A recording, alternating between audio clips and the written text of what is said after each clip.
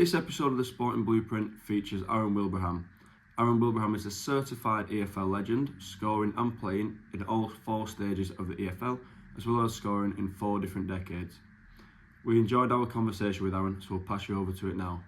So, Aaron, our first question for you is, what got you into playing football?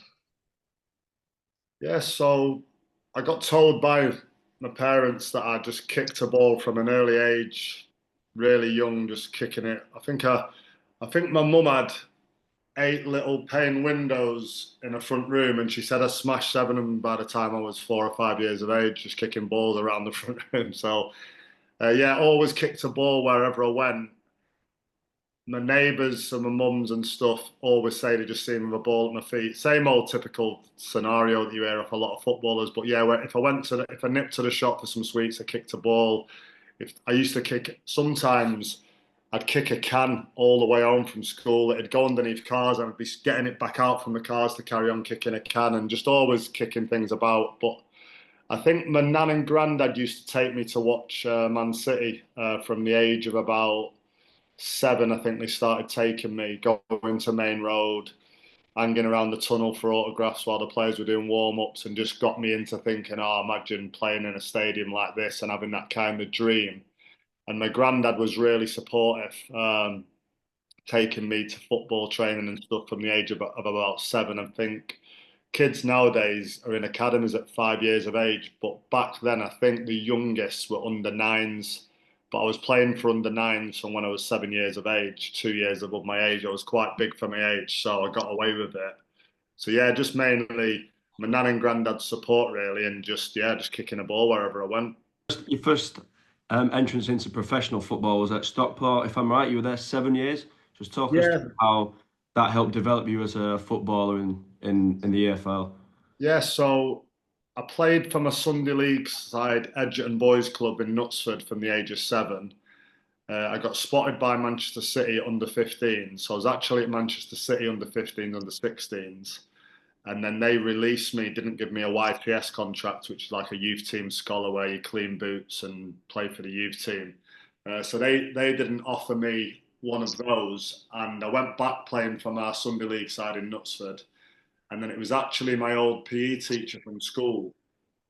He kind of saw me knocking around school, like hanging around with lads out the year below. And he just pulled me to one side and said, like, do you not still want to get into football, Aaron? Like, what you doing, kind of like dossing around, like meeting my mates? And because he obviously thought I had talent, he said, like, I know the youth team manager at Stockport if you want me to arrange a trial. So he gave me a phone number to kind of make that call.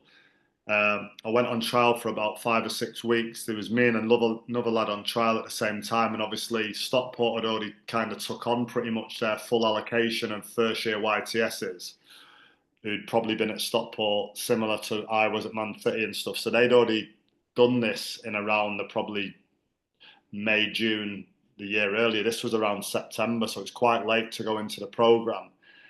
And me and this other lad were kind of probably thinking we were competing against each other, and he ended up taking both of us on, which was quite nice because we became good friends and stuff. But yeah, I got a YTS at Stockport, which is just kind of an opportunity really to go and play for the youth team.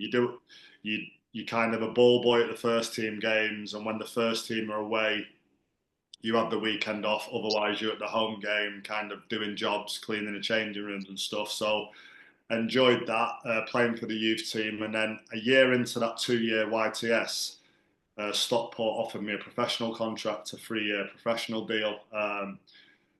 Which was good. And at the end of that first year, which would have been my second year YTS, but ended up being my first year professional contract, I managed to get into the first team. Yeah, so just came around really quickly, really, just being given an opportunity after a trial, doing a year of it and doing quite well, jumping into the first team and kind of just developing from there. Wow. Um, While you're at Aaron, Stockport, you picked up that shirt behind you, the Gascoigne shirt, I believe, playing against Middlesbrough. Is he as nuts as people say he is? And what was that experience like? So I think then, if you look at Gaz, he was probably coming towards the end of his career. And I tell everybody this story, but the maddest thing for me was the fact that I could hear him coaching our midfielders through the game while he was playing against them. So if he was closing them down, he was going, move the ball quicker, take 1 and 2 touch, do it quicker. And he was like coaching them. But then when he had the ball, they couldn't get it off him, and he just ran the game. And I just remember him being class, but hearing him coach and telling our lads well done and stuff on the pitch was. But he was at that end of his career where he's probably thinking, not that Gaz was probably one of them people who never realised he was a legend because he was so down to earth. But I think he thought he wanted to pass on his help and that, because it just shows you what type of character he was. But for a young lad that I was, because I think that was in '98, I only left school in '96, I would have been 18. To hear somebody doing that was just mad. But yeah, it's definitely a good shirt to get. Fair enough.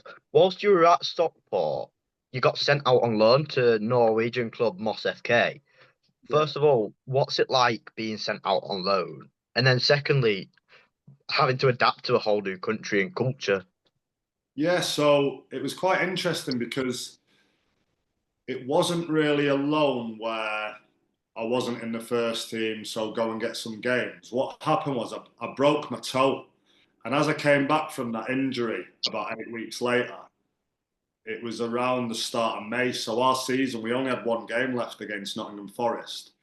So I played in that game my first week back, and I scored 2 against Nottingham Forest in the last game of the season in the Championship. I think it was actually the season that Forest went up to the Premier League, but our season then just ended. So just as I'd got back to fitness and had about 8 weeks out, the season just kind of went bang. And at the same time, we were interested in a Norwegian. He was actually a Finnish player, Jarkko Viss, and he was playing in Norway at Moss FK. And Stockport had a few bids turned down for him. And in the end, they offered that if they sent me and another lad called Kent Bergerson on loan, it would bring the fee down quite a lot. So Moss FK agreed to, I think it was around £300,000 for Jarkko Viss on the agreement that me and Kent would go on loan for 3 months, which would get me back in time for the English season starting again. So I wouldn't really have my off-season break, but being a young lad, you don't need much of a break. And I just had 8 weeks out of a broken toe. So it was good for my development, good that I didn't lose any more fitness. So they saw it as a good opportunity for me to go and have that development. So yeah, I was happy to do it because at that age, I just wanted to play as much football as possible. I did have that kind of English mentality that, it'll be dead easy abroad. I'll just go and score loads of goals. And actually getting over there, I thought, wow, like the standard of the Norwegian Premier League was really good. Training was really tough. The players were a lot better than I expected. And I actually found it really difficult, and it improved me a lot. To the point where I think 2 months into the 3 month loan, Stockport called me back early. I think the season had just started in England, and we lost a striker to Middlesbrough, one of our main strikers at Stockport, Alan Armstrong. So they called me back, and I ended up having my best season in the Championship for Stockport. I think I scored 12, 13 goals, got voted Player of the Year, top goal scorer, like Players Player. And everybody said it was down to that little spell in Norway that I had at the start of the season. So it was definitely good for me. And yeah, adapting to the lifestyle, driving on a different side of the road for the first time, double sessions every day, different climate, everything. It was really interesting, and language barrier, but a lot of the Scandinavians speak English, so that really helped. But everyone was dead friendly, and yeah, I definitely feel that it helped me on. And I think I was around 20 at the time, but yeah, I enjoyed it. Yeah. And as we move through your career, I think your first bit of real success was 04-05 with Hull, getting promoted to the Championship. Talk us through that, kind of getting your hands on some silverware and some success.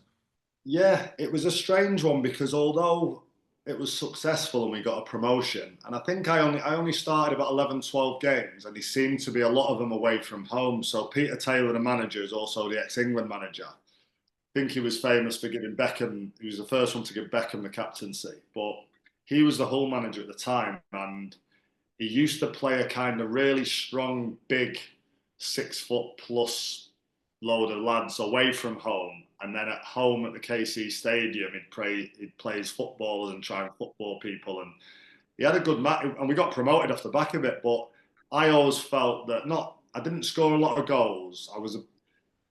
don't get me wrong, I put some good performances in, but I always felt like I should have done better at Hull, which sounds strange because I had one season now and we got promoted, but I wish I would have played more games. It was a big learning curve for me because I'd been at Stockport for 8 years, local lad. I had my first move away from home, living away from my family for the first time, having to kind of fend for myself for the first time in my career, getting used to a new dressing room, getting took out of my comfort zone. And I felt a bit daunted by it, if I'm honest. Looking back, I signed at the same time as Nick Barmby, who played for England all his career, and I found it really a little bit, like rabbit in the headlights. And it taught me a lot going forward after that, because then when I went to MK Dons after that, I kind of felt better equipped to settle into a new dressing room, a new city to live in, and I just got used to it after that. But that Hull one was a real sticky one where I thought I don't want to end up with any regrets again wherever I go after this. I need to hit the ground running and kind of just adapt quicker than I did at Hull. It took me a while to adapt.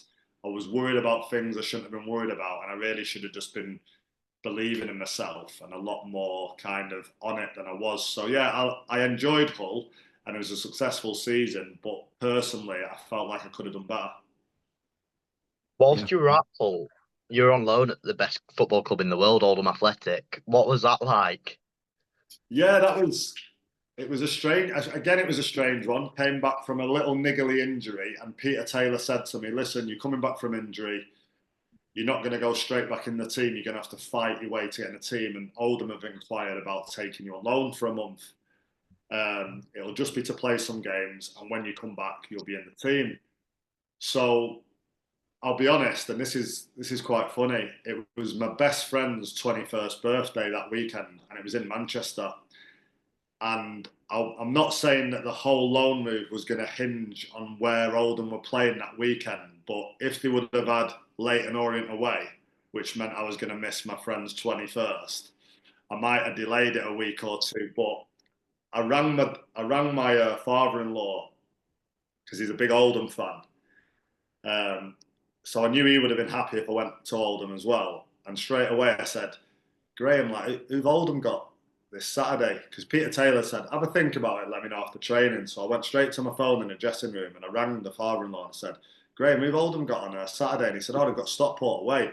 Now, I'd only left Stockport 3 months earlier, and Stockport was probably the closest ground to my mate's 21st birthday party. So I'm not saying that's the reason I went, but I had a bit of time to think about it and I thought it'd be nice to go back to Stockport. And yeah, so I just agreed to it. Went there for a month, ended up scoring 2 against Stockport on my home debut, having just left there, which was nice. And then, yeah, just had a month there. And yeah, I really enjoyed it. And we won a few games, again, getting used to a new dressing room. So that was good. Made some good friends from when I was back there. And yeah, and Peter Taylor kind of kept to his word. When I got back off the loan from Oldham, I did go into Hull's first team, ended up going back to Stockport again with Hull and scoring against them again. So they were kind of sick of the sight of me that season. And yeah, no, I enjoyed going to Oldham, yeah. Well, I think we can guess who Shirley supports then. After that, we're going into the 07-08 season. You were talking about MK Dons before, and you won the league and you were EFL trophy winners, so you were double winners that season. More success. How does it feel to be riddled in trophies for a year? No, yeah, that was really nice to win that double. I think, like I say, I felt more part of it. I felt more deserving of it. And yeah, Paul Ince was the manager, so obviously he was a winner in his career. And yeah, we had a really good team in that league too for MK Dons. Looking back at some of the players, and yeah, it was really good to win the league. I think at Hull we were runners up, so it obviously felt better winning the league and playing at Wembley for the first time and getting a win, walking up the winners' steps and everything. Now it was a really, really good season for MK, and I think you always remember the group. You always remember the changing room on the years. I think I had 23, 24 professional seasons, and you remember those lads that you had success with, you have that better bond with when you have success together. So yeah, it was really nice. It was a really nice season to obviously win the double. Nice. You mentioned Paul Ince, and I think while you were at MK Dons, you were with Di Matteo as well. Yeah. League winner, and you mentioned Peter Taylor before. So they're 3 awesome people in football to work under. Yeah. What was different between their styles? Because obviously they went down different paths. One with the European glory, one with national team management. How did they Yeah. vary? It's funny you should say that because I think in 23 seasons I had 21 different managers, so I took little bits from all of them. And speaking about Paul Ince and Di Matteo, both really good players in their careers and both good managers, but very different. I think Paul Ince was more of a, obviously when he played, he was a captain of a lot of teams, Liverpool, Man United, England, Inter Milan.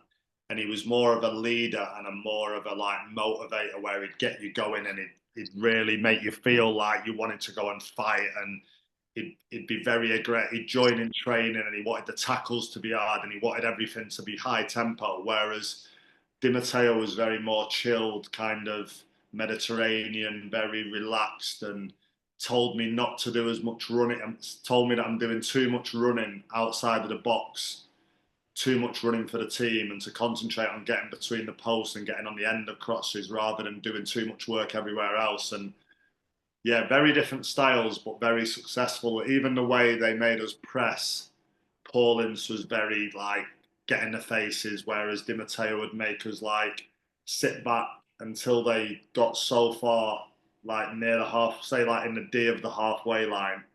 When they got to there, then we'd start showing them one way, and it was very kind of Mediterranean and like you see a lot of the foreign teams do. So it was two different styles, very quickly changing. But I think the lads adapted.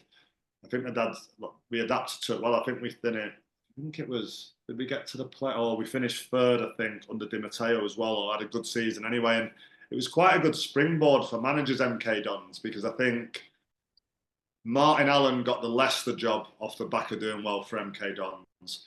Paul Ince got the Blackburn job off the back of doing well. Di Matteo got the West Brom job off the back of doing so. It's always been like, it's the middle of the country. A lot of people go and watch them. We've got a lovely stadium, and it's always been quite good for managers who go and do well there. They get good jobs off the back of it. But yeah, different styles of management, definitely. But yeah, both good managers, both good people. Yeah. And whilst you were at MK Dons, you got two loan moves, one to Bradford, which is up here, and then one to Norwich. Which did you prefer? Which did you differently? And why did they come about? Yeah, to be fair, the Norwich one wasn't really a loan. I was always signing there permanently, but I think because of the way the transfer window was manipulated back then, it had to be written down as a loan for one day, followed by a permanent signing the next day. So it makes me laugh when people talk about, because when you were saying two loans from MK there, I was thinking I only had one loan, but then I remember, yeah, it had to be classed as like a day's loan for some reason, just because they would have changed that now, because it's just ridiculous to have to do that. But yeah, the loan at Bradford was quite funny because I wasn't playing under Danny Wilson. This was in my first season at MK, before we won the league and stuff. But I wasn't playing in the team, and I actually played in goal. So our goalkeeper got injured in the warm up for MK Dons against Bradford. So our sub goalkeeper had to then start the game, and then he got injured in the 42nd minute just before half time. He lasted till half time, but his ankle was completely blown up, so he couldn't continue. So I had to come on at half time and go in goal against Bradford. And it was 0-0 at the time. We won 2-1. I think I got an assist because I threw the ball out and someone scored. But we won the game with me in goal, and it was a good experience. And on the Sunday or Monday, the Bradford manager rang me saying he wanted to take me on loan, and I joked down the phone and said, "What, as a goalkeeper or a striker?" Like having a bit of a laugh because I'd just played against him in goal. So he was like, "Oh no, I think we'll go with a striker option, mate." I had a bit of a laugh, and he just said, "Like, come and play some games. You're not in the team there." And then yeah, I went on loan to Bradford. Again, enjoyed it. I didn't. I only trained with him like a couple of times a week because my wife had just given birth to my little girl, and I didn't want to leave my wife stuck in Milton Keynes on her own with a newborn baby. So we had an agreement that I could train with MK Dons, train with Bradford on a Friday, play on a Saturday, and yeah, I just did that for a month, and we had some quite good results while I was at Bradford. And I think MK, while I was out on loan, I think they lost 5 out of 6 games. So when it come to the end of my loan with Bradford, because I'd done quite well, I think although the manager Danny Wilson at MK wasn't really fancying me and said I could have stayed at Bradford till the end of the season, which I was quite happy to do, the chairman at Milton Keynes, Pete Winkleman, said, no, we need him back. We need everyone we can have back. And he called me back, and then I ended up playing for MK Dons towards the end of the season. So, yeah, that loan came about just through me not being in the team and obviously wanting to play some games. And like I say, the Norwich loan was just a day, just always going to be followed up by a 2-year permanent. Yeah. Yeah. Yeah, And when you were at Norwich, you ended up getting promotion to the Premier League. So, firstly, talk us through what the change room was feeling when you realised you're going playing in the Premier League.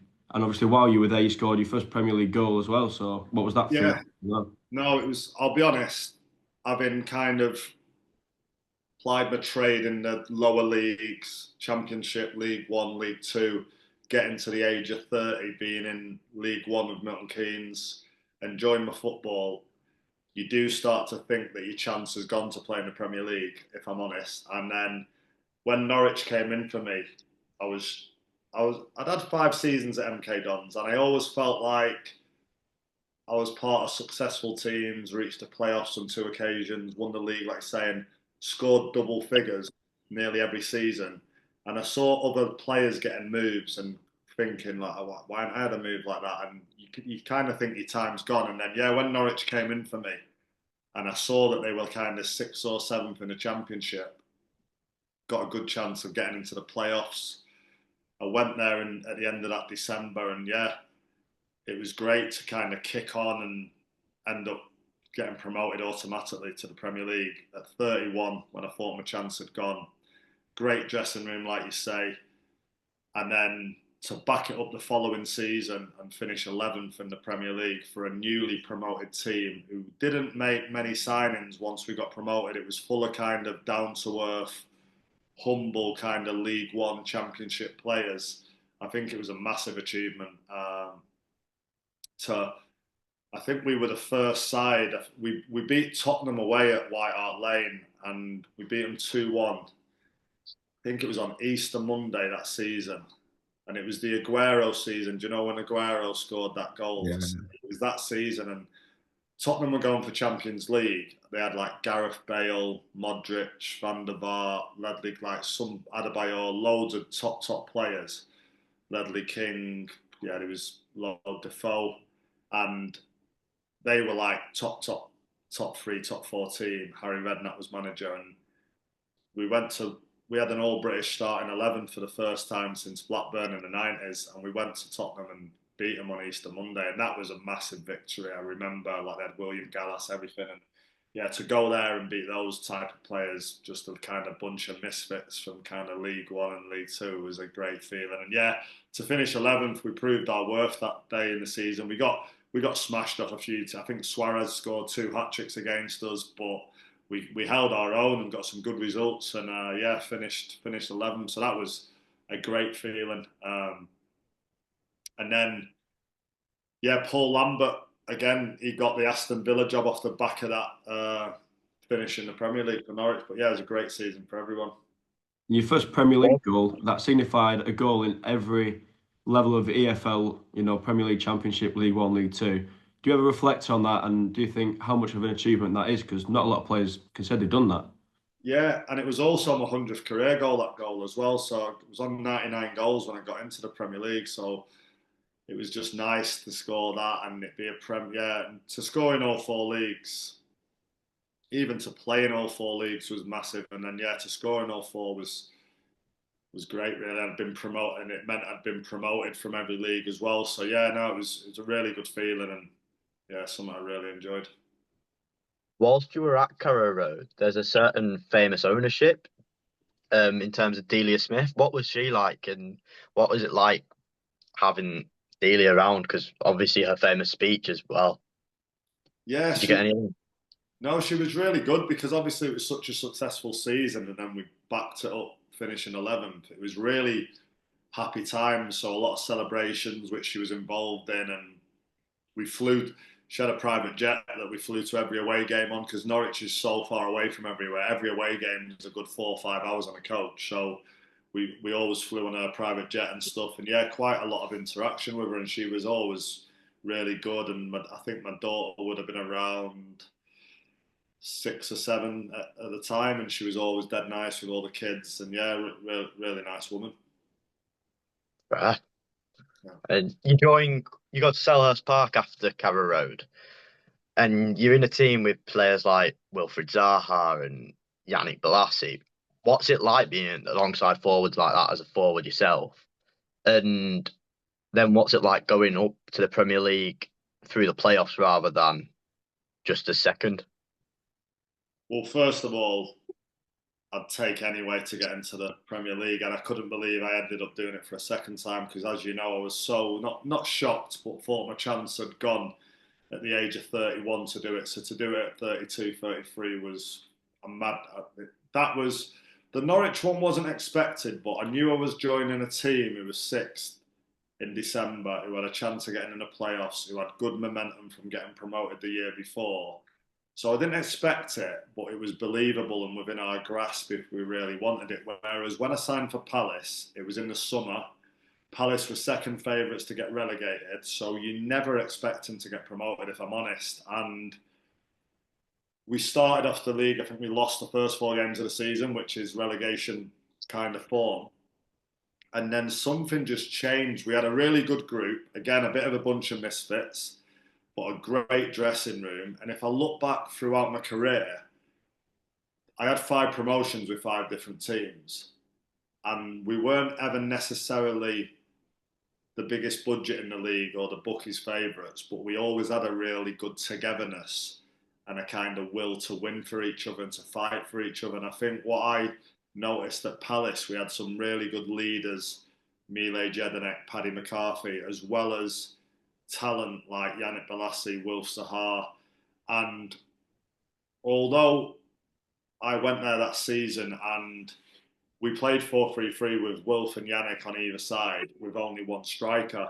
Now, Glenn Murray scored 32 goals that year, so it was very hard for me to moan to the manager that I should be playing because the stats are there. I shouldn't have been playing. And I was a good backup for Glenn. He was always looking over his shoulder because I was very competitive in training and I would push and push and push to the point where I'm not saying he scored 32 goals because he had me breathing down his neck, but I definitely kept him on his toes because I was well liked in the dressing room because of the way I was with the boys. The boys always wanted me to do well whenever I played. But I was also a very good trainer and someone who'd kept a good attitude, even though I was not in the team. So that Mile Jedinek said to me, which is a massive statement from him, that I was one of the best teammates he ever had in his career. And he played for Australia in World Cups and everything. He played for Villa in the Premier League. And he said I was one. He actually said I was his best teammate, but he meant as an all-rounder because of how I was once I got on the pitch, once I got given a chance, but also how I was around the place. Even when I wasn't playing, I didn't go sulky and bitter and try and be a bit of a bad egg and create a bad atmosphere. I still kept going and really kind of give it my all. And that was a massive compliment off Mile. And he only said it to me last year or the year before, 2020, when it was the 10-year reunion of the promotion. But yeah, to do it through the playoffs was the best feeling ever. Because I played the full and going back to that, I kept Glenn Murray on his toes. He ended up doing his cruciate ligament in the first playoff game, which meant I played the first leg of the playoff semi-final against Brighton, nearly 70 minutes. The second leg at Brighton when Wolf scored 2. And then the full 120 minutes at Wembley against Watford. So that definitely felt deserved. And even though I'd not played all season, I went in on my days off with the fitness coaches doing extra work and I kept myself in peak physical condition as much as you can do without the game time because there's nothing that can replicate games. But I felt that I kept myself in good condition, was able to fight out that 120 minutes in the boiling hot sun at Wembley when every emotion's gone through your body, and I put in a good performance and we got the victory. And yeah, that was just that feeling when that final whistle went to know you're going to the Premier League again was just the best feeling ever, even better than the first time, really. Fair enough. Yeah. Fair enough. And you then go on to Bristol City. Ashton Gate, what was life like down there? Yeah, so again, a season in the Prem with Palace, finished 11th again, which is class for a newly promoted team, and then didn't play a lot that season to be honest. But now I'm turning 34. I turned 34 that season, sorry, and then yeah, went to Bristol City, and I worked really hard that summer that I left Palace because I knew this was the July of when I turned 34. I was 35 in the October coming up, so I knew that the retirement age of 35 was in my head, and I thought I need to work even harder now if I'm going to continue my career. So I worked really hard that summer. I had talks with Birmingham Coventry, met Steve Cottrell in Dubai by chance on holiday, who was the current Bristol City manager. Had a bit of a chat with him, kept seeing him in the gym. He could see me working hard, and then he just asked me if I'd go and have talks with him. And yeah, went and had talks, signed for Bristol on a 1-year contract. Remember all the fans were kind of whinging, saying, oh, why are we signing a nearly 35-year-old when we want to get promoted back to the Championship? Well, we should be signing younger strikers, blah, blah. And I just had a bit of a point to prove to them, and just a point to prove to everyone, really, that I could still go. And I think having not played a lot that year before for Palace, I was hungry and I'd kept myself fit again. So I knew if someone gave me a chance, I could do well. And yeah, ended up having my best ever scoring season, scored 21 goals, again won the double of the Johnson's Paint trophy and winning the league at Bristol, and felt a massive part of it. I scored, like I say, I scored 21, but I was out 10 weeks with a hip flexor injury, so I probably could have got 30 goals if I'd played every game. But yeah, really enjoyed that. It's probably the best time that I had at a football club, because, like, going back to the Hull City thing, I felt massively a part of it. I was captain. I got made captain, lifted the league trophy, lifted the trophy at Wembley. So that was my third win at Wembley, 3 wins out of 3 at Wembley. Never walked up the losers' steps. Always remember being up there looking down at that losing team on the pitch, thinking I would hate to be that. I'd hate to go to Wembley. It never happened to me, luckily.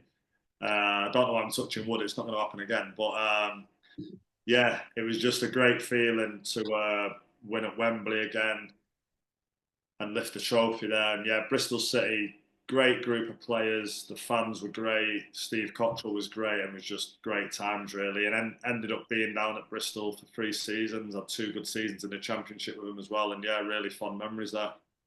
Yeah, we've touched on a lot of success you've had with all these clubs, and you almost had success, but in the opposite sense, with Bolton winning on the last day of the season, the 3-2, you scoring to keep them up in the Championship.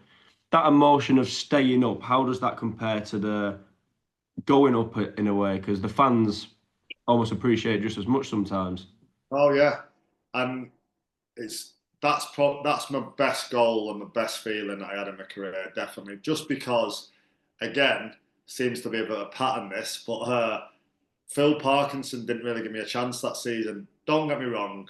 At this point, I'm 38 and I'm still expecting to play every game, because if you don't have that mindset, you're just going to fall and end up retiring. So I always wanted to play, 38 or not 38. We're getting beat nearly every week. And in the bottom 3 all season, I'm saying, Gaffer, just give me a chance, give me a chance, give me a chance.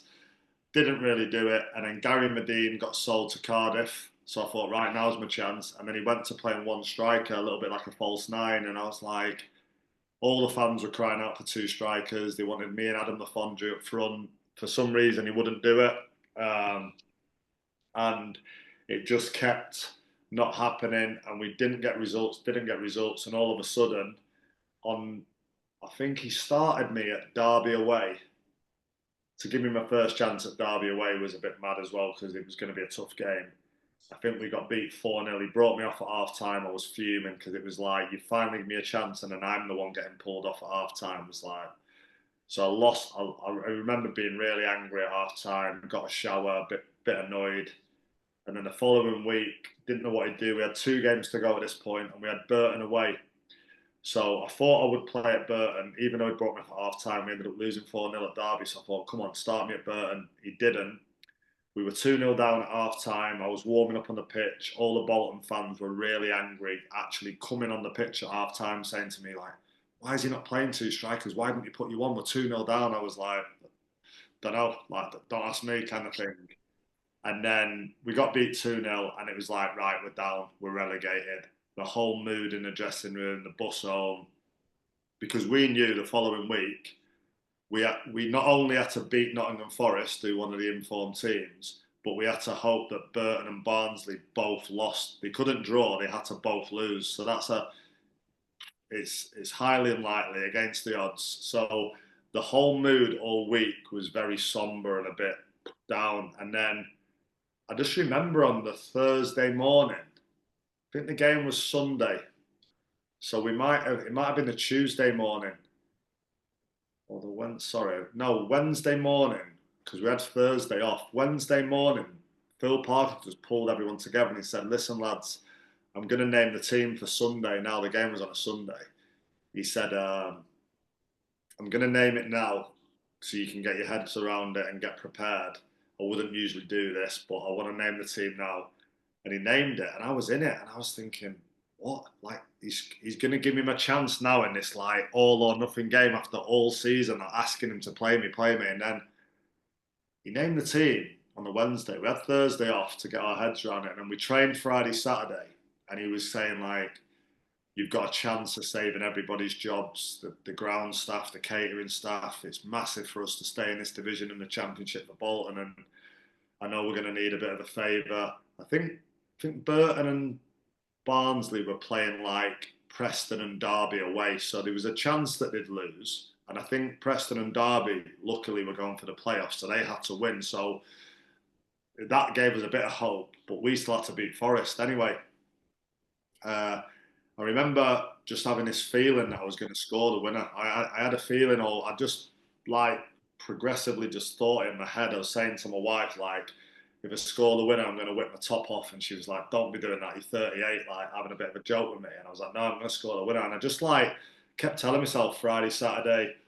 And then there was actually like a May Day carnival on in Knutsford, where I'm from, on the Saturday. And I just went across to it in the afternoon after training. Everyone was drinking loads of beers, and I just had a big bottle of Evian water just walking around, and a few of my mates were going, "Oh, are you playing tomorrow?" I said, "Yeah, yeah." And I was like, "I'm going to score the winner for Bolton. I'm starting." I'm telling. I was just all saying it. Just had this belief that I was. And then I remember when the teams got read out, I remember my name being announced and all the Bolton fans, like the groans. More so at the fact that, again, he's only playing one striker, because he put Adam Lafondra on the bench, who was our top goal scorer. So it was a bit of a mad call by Phil Parkinson. He was playing Josh Vella behind me in the 10. And then, yeah, game started, and it was a bit of a little bit of a point to prove at Phil Parkinson, at the Bolton fans. A few weeks earlier, a few of the Bolton fans had said a few nasty things to me as I was walking out the ground, like crap and all that. And I thought, I've got one game left on my contract. I'll probably be leaving then. I'm just going to kind of shove it up them all and just show them, kind of thing. So started the game really well, was battling, hit the bar, a disallowed goal. At half time, it was 0-0. And I remember like washing my face at half time in the toilet area bit, and I was looking in the mirror, and I remember saying, like, and I'm not like religious or anything like that, but I lost my dad when I was younger, and my nana who was really close to, and I remember like looking in the mirror going like, "Dad, Nana, I need you, come on." Like I wanted to score so bad. Anyway, Adam Lafondra come off the bench, scored, put us 1-0 up, so I was buzzing. And then all the fans were getting upbeat because they could see Barnsley and Burton were losing, and there's a good atmosphere. Then all of a sudden, around the 60th, 70th minute, Forest just went bang, bang, scored 2 goals really quickly, and we're 2-1 down. And the whole mood in the dressing room, in the ground, just went bang. It was so flat. And then we just had to kind of drive the atmosphere, and then we were going. And then I was thinking to myself, it's not over this yet. It's not over. And then David Wheater kind of bobbled in an equaliser in the 86th minute. And I was thinking, there's still time. We needed to win, obviously. And then, yeah, long goal kick from Mark Howard. Carl Henry flicks it on. And I see Adam Lafondra like curving his run into the channel, looking to cross it. And I played with Alfie, Adam Lafondra, at Stockport when he was a young lad. And I played him at Bolton all season. and he was really running and sprinting to get onto this ball on the byline before it went out of play. And I just had a split second to think, what type of cross is this going to be? He's going to be stretching for it. He's probably not going to stand it up because he's running onto it. It's just going to be a whip across the front post. So I remember the defender, he's looking out at Alfie and he checks to see where I am to make sure he's got me. And as he looks back at Alfie, I just thought I'll get across the front of him. So I just took the gamble that it was going to be a near post cross. And I remember it seeming like it took about 15 seconds to arrive on my head because I was like slow motion. And I knew I'd gone past the front post, so I had to use it and flick it. And it was just the best feeling when I saw that go in and the shirt came off and the noise. I remember it like it was yesterday, just like bang. And then we had 3 minutes to hang on plus injury time. But the Forest lads that day, they tried so hard. I was saying to them on the pitch, like, why are you trying so hard? Like, you're already safe. You're not going for playoffs. Like, but their manager was best friends with the Barnsley manager. So he'd had him in all week doing loads of shape. And so they were at it. They were all over. So if you look at that goal, I've watched that goal 1,000 times.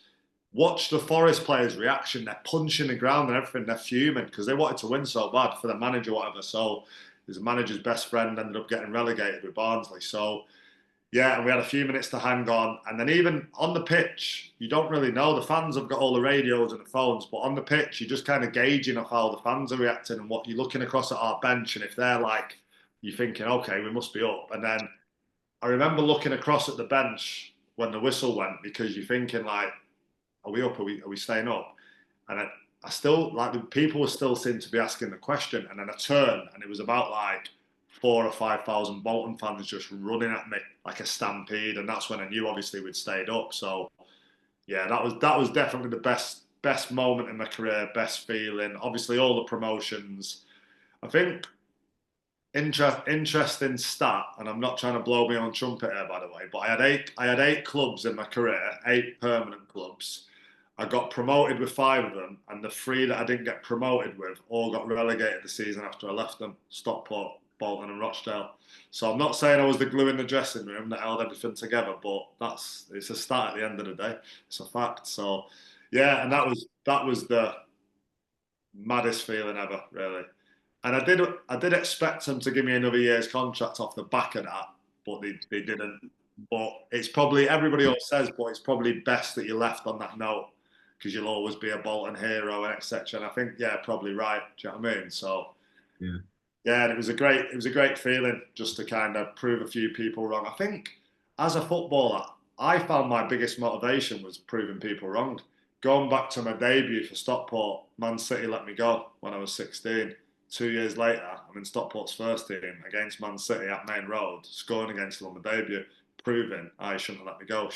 And if you have that little edge to want to prove people wrong, I think that definitely helped me in my career.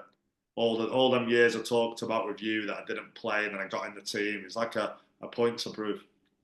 Yeah, and we can see, you mentioned my team before, Rochdale, and we can see a shirt behind you as well, the Pogba shirt. So this is your last club at Rochdale, and you're playing 2 massive games, cup games. You play Manchester United away with a fantastic away support, and then you have the home game against Newcastle in the cup, which you scored in. Talk me through them big games. You're in the changing room, in the training ground, and you know you've got a Premier League club in the cup. What are you thinking there? Yeah, massive games for a club like Rochdale. But even those 2 seasons out at Rochdale, 1 year contracts again, earned another contract. But that first season, we were in a relegation battle. I think we'd done really well when Brian Barry Murphy took over the team and won kind of 6 out of the last 8 games to stay up. So that was a big achievement for me that I felt massively a part of. And then to come back the following season and have the 2 cup games against 2 clubs like that. And not many people know this, but and you will being a Rochdale fan, but we stayed up that season on points per game because it got decided by lockdown. Yeah. And if we wouldn't have beat Rotherham in that last game, who went on to go get promoted on points per game, we would have got relegated and Tranmere would have stayed up that season because Tranmere were fuming if we ended up staying up. But if we wouldn't have won that last game against Rotherham, we're top of the league 3-1. which is big as it's as big as the Bolton game really, but no one looks at it like that because it all just got decided on points per game. But if we don't win that Rotherham game, which was the last game before lockdown, we would have got relegated that season. So that was for me, that was just a bigger achievement to be involved in that. And yeah, so the two cup games, the first one, Man United, was my first game back from injury. I was on the bench, came on at 1-0 down and played a part in the equaliser. Obviously, Luke Matheson scoring, and taking it to penalties and everything was great. Managed to score a penalty at the Stretford end, which being a City fan was a nice feeling. Give all my United mates a bit of stick about that one. Yeah, so that was massive. My mum died just before lockdown, so that was in the September 19. My mum passed away in the December 19, and that was the last ever game she came to live, obviously. So first game she ever came to, Man City scored. Last game she ever came to, United scored. So it was nice for her to see both of those.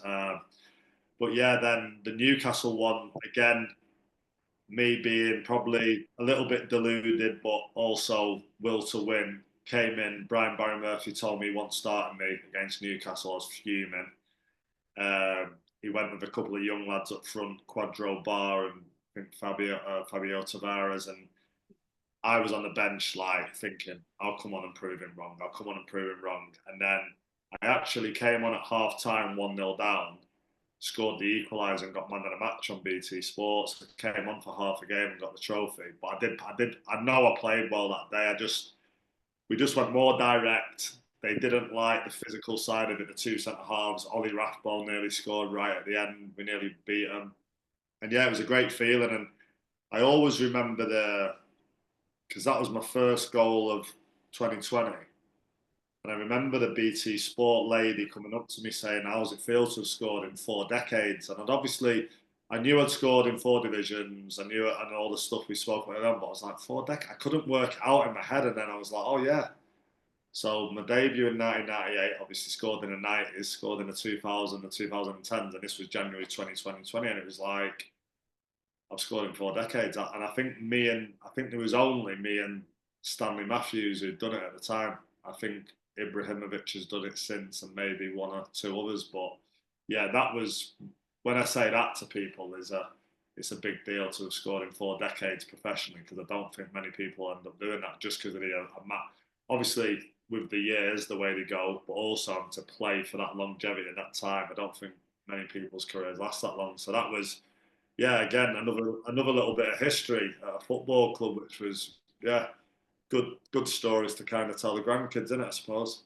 Well, we actually had that question written down about the 4 decades, so you beat us to it there. Yeah, all right, sorry. Yeah. Oh,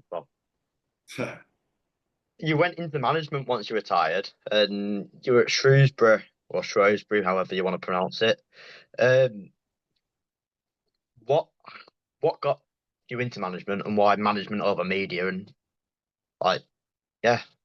Yeah, so I never really fancied going into coaching or management. Everybody always told me to get my badges done and said, "Oh, you'll be brilliant." And I quite fancied being a manager, but I didn't want to have to go through the process of coaching for years to get that opportunity. And I'm not saying I just wanted it given to me, but I didn't have the appetite to go and coach like an under-11s team and build my way up. I just didn't want to. I didn't really fancy it, and then I did my B and my A license coaching badges just to get them in my locker, really, in case anything came about. And then, luckily, in lockdown, Steve Cottrell, who was my old manager at Bristol City, who we spoke about, and I was his captain and everything, he got the Shrewsbury Town job and rang me and offered me the assistant manager's job. And I couldn't believe it because it was such a great opportunity and a great kind of offer from him in lockdown when I retired, my contract at Rochdale's run out and I'm wondering what I'm going to do next. And it was just great to because it's hard for any footballer when they retire. Even someone like me who'd got to the age of 40, nearly 41, you do think all of a sudden, wow, I've got a lot of life to live yet, and I've always done that. What do I do now? So it was great of him to offer me that assistant manager role, and I went in there for 2.5 seasons. Loved every minute of it. I was actually only there for a month, and he got put in hospital with COVID, which made me have to take over the team for 4 months. So that was probably the best thing that happened to me, because I just got thrown in at the deep end, and we survived in League One, and it was really great achievement. And yeah, no, I really enjoyed it in the end. After not really fancying it, I really got the appetite for it, enjoyed it. And then we ended up leaving Shrewsbury in May 2023. Um, had a bit of a, not me personally, the manager and the chairman weren't really seeing eye to eye, so we left. But even though it was a really successful finish that season, we finished 12th in League One, which I think was Shrewsbury's second highest finish in 35 years, something like that. Fans were really happy. We had a good group of players. Everything was going well, but these things happened. Gaffer wasn't happy, decided to leave, which left me in a little bit of limbo. I ended up leaving, and then from that point, I just decided I wanted to be a football agent. So I took my agent exam. So that was in May, June when I left Shrewsbury. In the September, I took my exam to be an agent. It was very difficult, 765 pages of revision material. Sat in this room for hours on end, revising, learning all the different topics about FIFA and safeguarding and working with minors and all the different regulations with agents and stuff. Interesting. And then managed to pass it first time. And then, yeah, spoke to a few different agencies before I made my decision what I wanted to do. Thought about doing it on my own, but it's very hard to set up on your own with all the legal framework that has to be involved. And yeah, in the end, I've joined Murdoch Sports, which is Colin Murdoch's the owner. He's been doing it. He's an ex-player as well. Played for Man United, Rotherham, Preston, centre half. Played against them a few times, so we always laugh because we used to like fight on the pitch, and now we're working together. It's quite nice, and yeah, he's been doing it about 14 years. He represents Scott McTominay. Got some good players. Got about 60, 70 players in the company. So yeah, I've just kind of joined the last few months, helping him manage those current players as well as recruiting a few of my own. And yeah, really enjoying a different side to football again, but obviously still involved in football. Went to the Everton Youth Cup game last night against Plymouth, and just yeah, getting out to games and trying to get the agent side of things going now. So yeah, that's pretty much everything in a nutshell, boys. That sounds like a fun endeavour for following such a long career. Yeah. When you look back on your career, who stands out to you as your best ever teammate, and then as your best ever opposing player as well? Yeah, no, I like this questions before. So in terms of ability, I can never decide between Wilf Sahar and Wes Hoolahan. Wes Hoolahan at Norwich was like a magician in training. You couldn't get the ball off him. It was just Paul Lambert used to have to put him on 2 touches, and everyone else would be on all in. He had to put him on 2 touches because if he was all in, you just couldn't get the ball off him. He was that good. A little bit like Bernardo Silva when he's just constantly on the ball and really difficult to get off. And Wes was a great player, never really got the credit he deserved. And then Wilf Sahar just had these movements and tricks and the way to beat people, so many different ways of beating people that you couldn't coach. It was just kind of unbelievable. So yeah, those two. And then best player I played against, obviously that season for Norwich that I played against that kind of City team of Tevez, Aguero, David Silva, Yaya Toure, Company, all those, especially being a City fan, but they were great players. Played against Rio Ferdinand, Giggs, all them boys, Scholes. But I've got to say, Gaza is the one for me. I always looked up to Gaza anyway, thought he was unbelievable, and just a natural ability and just the way he was as a person that night, coaching the young boys on our team, and just, yeah, he was just so gifted, and people don't realise how good he was. But yeah, he's definitely the best player that I played against. What has been your favourite ground that you've played at, and what has been the most hostile as well? Yeah, favourite ground. It's funny because I'm actually was thinking the other day that I want to work out who I scored against in my career, because I always had a bit of a running joke with the Shrewsbury lads when we walked on the pitch and I was assistant manager before the games. you see teams go onto the pitch around 1:30 and they have a look at the grass and what boots to wear and have a little look at the surroundings and kind of feel what the weather's feeling like, if they're going to need any Under Armour on, if it's a bit cold. And whenever we used to go out on the pitch, if it was a ground that I'd scored at, I used to wind the lads up and go, anyone scored here, lads? Like, knowing that I had. So when they answered, I go, all right, I have. And I used to have this kind of running joke. And I was actually thinking the other day, I want to work out like how many different teams I scored against, but also where I scored the most goals, because that'd probably be my favourite ground. But I think away ground, obviously, I would have scored a few at MK and a few at Bristol City, obviously, but away ground that I always enjoyed going to. I always liked playing at Bradford, that big stadium, quite enclosed. The away support always behind the goal. I always felt like I had good results there. Got promoted with Bristol City there, won 6-0 on the night. We needed to get a draw to get promoted and won 6-0, scored the sixth. So you have little memories like that. Edgeley Park, played there for 8 years with Stockport, left, went back there 5 different occasions and scored 5 goals and got promoted there for MK Dons on the pitch. So that was always a great ground for me, for Stockport and against them, which was a bit of a mad one. Premier League ground I was most impressed with was the Emirates, Arsenal, just in terms of facilities around the changing rooms, the way you go into the ground on the bus and when you get out and just everything. That was amazing. Wembley was obviously amazing, being able to play there 3 times and walk up the winner's steps all 3 times. So all those things. But then I quite like, because I played up and down the leagues, I quite like the little stadiums like Accrington, where you had to go and roll your sleeves up and have a fight, and scored a couple of goals there. And so I couldn't really put my finger on any one particular stadium. I think I scored quite a few against Barnsley away, which is a random one. But yeah, I wouldn't like to choose one particular stadium. It's just great to be able to play in all those different stadiums. I think out of the 92 league clubs, I think there's only probably 6 or 7 that I didn't play at, which is quite nice to be able to say as well. So yeah, no, I liked any stadium. I think Grimsby was my worst one. Never really liked going to Grimsby. It was always, Does anyone? yeah, it was always a bit dull, always freezing. Seemed It's to a moody place, yeah, moody ground. seemed to play a lot of night games there, and yeah, scored a couple there for MK Dons. But yeah, even though I scored there, just never really liked, and all waving them inflatable fishes about back in the day and stuff. Nah, You still do? yeah, so yeah, that was probably my worst one. But yeah, can't really pick out a best one, boys. Fair enough. Fair enough. Well, we're talking about teammates. You said the best, but who would you say the funniest you've ever had to share a changing room with across all the years, if you can? Funniest. There's funny ones for different reasons though, because there's funny as in comedian, practical jokes, really funny like that, and then there's funny because lads are just thick, and you're like, can't believe some of the stuff they come out with.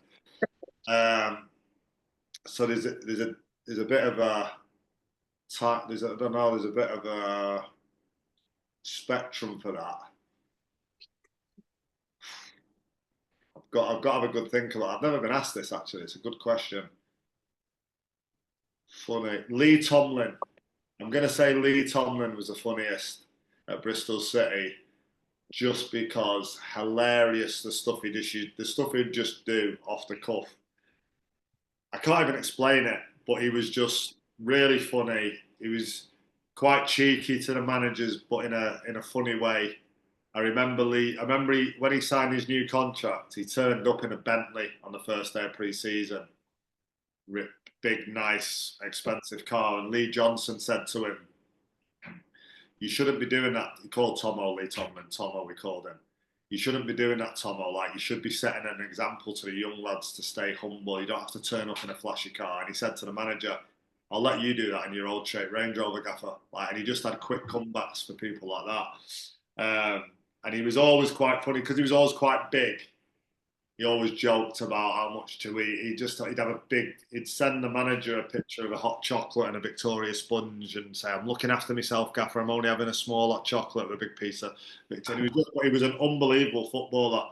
I'd put him up there with Will Sahar and Wes Hoolahan as well. Unbelievable natural ability, but he was a very very funny lad.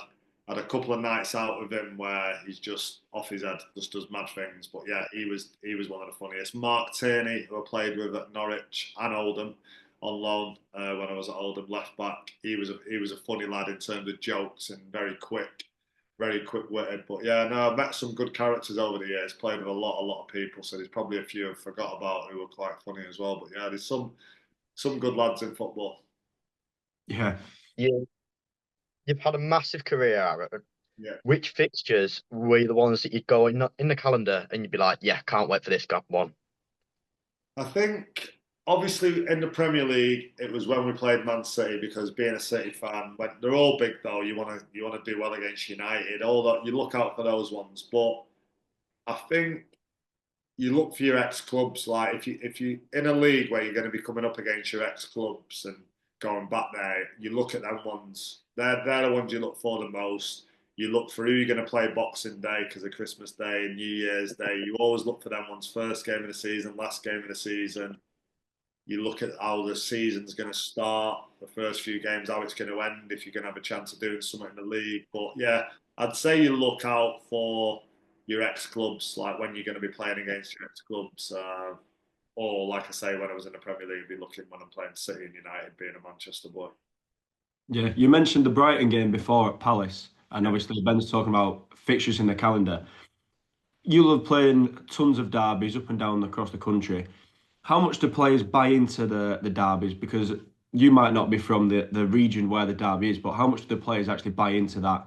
You know, Yeah, I think they do because they know how much it means to the fans. So, and it's always a good atmosphere, and players love a good atmosphere. There's nothing worse than a football ground being quiet, and when there's something on it, it makes the players feel like there's something on it, and it's always built up around the media teams and the fans beforehand, and you know how much it means to everybody. So yeah, I'd say the players definitely buy into it.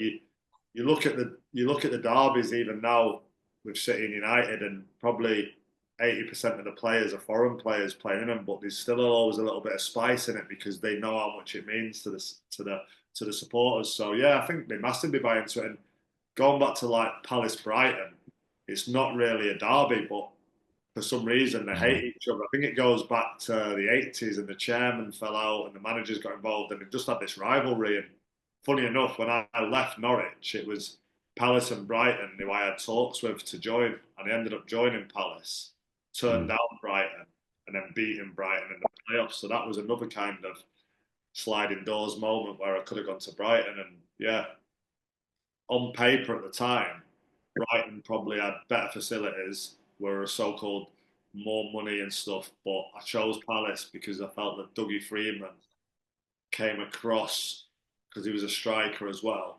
He was manager at the time, and he just came across like he really wanted me. And Gus Poyet was the Brighton manager. I just got a better vibe with Dougie and went for that reason, and it worked out well. Obviously, beating him in the playoffs that year. yeah. Where does that rank in terms of your derbies you've played in? Is there a particular derby that you played in where you thought, yeah, that one had the most in it. That one was a Yeah, tasty one. I'd say that was the top. I'd say that was the top one because we played them in the league that year at Brighton, and they beat us 4-0.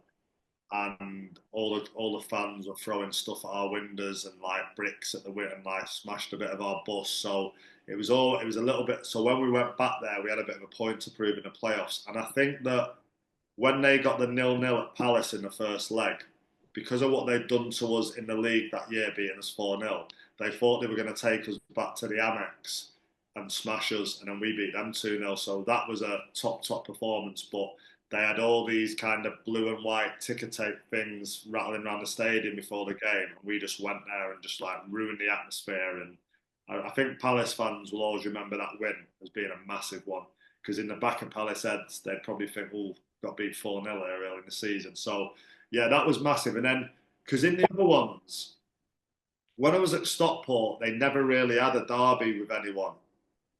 And then going to Hull didn't really. They had that Huddersfield and stuff, but there wasn't really a massive one there. MK, I never got to play against AFC Wimbledon for MK. I never got to play against Ipswich for Norwich. So we always missed out on being in different leagues. And then so the Palace Brighton one was major, especially being in a playoff semis to get to the Prem. And then when I went to Bristol City, I never played against Bristol Rovers because of different divisions again. So I didn't really have that rivalry. And then if you like, who would Bolton's derby be? Like Blackburn, they were in different divisions. Do you know what I mean? So, and Preston, yes, and like they didn't really. Yeah, I missed out on a lot of experiences. Rochdale, I never played against Oldham for Rochdale, so that's always a big game. So, yeah, no, it would probably be the Palace Brighton one, but more so because I didn't experience a lot of others really. Fair enough. Here at the Sporting Blueprint, we finish off with 3 questions. So I'm going to start off with this one. What does it mean to have been in the elite world of sport? Yeah, I think now I'm looking back at it, especially from an agent side of things, and I'm meeting youngsters with the parents, and I'm trying to talk to them and educate them about the journey that they're going to go on. It's really interesting for me because I've never sat back and thought about my journey and where I was when I was their age, and it's making me really think about it. And I'm thinking, wow, because you boys might know the statistics of a UK lad making it into the Premier League. It's something like 0.02 or something, isn't it? Very slim. Yeah. Near impossible. Yeah, and I think I look at some of these young lads who come and meet me, and they've got a good set of they've got a mum and dad who are really supportive, and they've got some of them have even brought the school teachers to the meeting with them, and they've got this really good support network. And I look back at what I had. Like, so my dad got sent to prison when I was 4 years of age. He came out of prison when I was about 12. He died through drugs when I was about 16. My mum always liked to drink, if I'm honest. Great person, never let me down in any way, my mum. But she was probably an alcoholic, but a functional alcoholic. I never saw her out of control, drunk, slurring, falling over. She would look after us and provide for us more than any mum and gave us the most amount of love.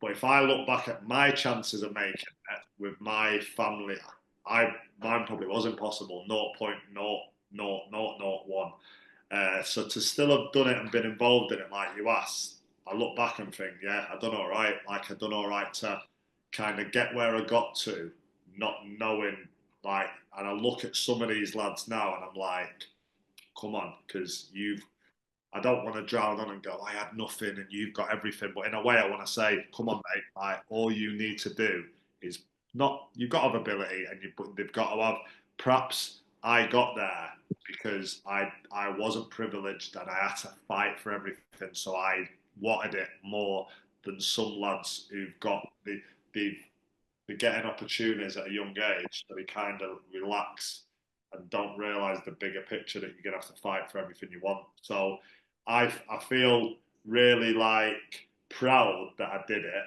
And don't get me wrong, my family support was massive. I never look back and think, oh, my family's really close, my brothers and sisters. But if I think about the support network I had compared to some people now, didn't really have much. And yeah, so I feel like really proud to have had a long career in it, to be honest, mate. Yeah. Yeah, it's fantastic. And when you go through the stuff like that with the childhood and the chances, it's a remarkable testament to yourself. The second question of our conclusion is, if you were to talk to your younger self, as you were talking about before, what advice would you have given to yourself then, knowing what you know now?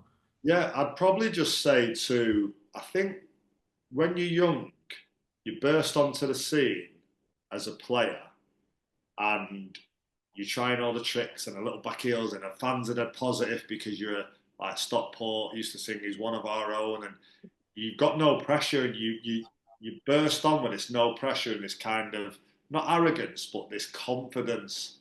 And then I feel like all of a sudden you get a little bit of a better contract, people start expecting stuff of you, managers have a bit of a go at you for trying to back heel when you shouldn't have done.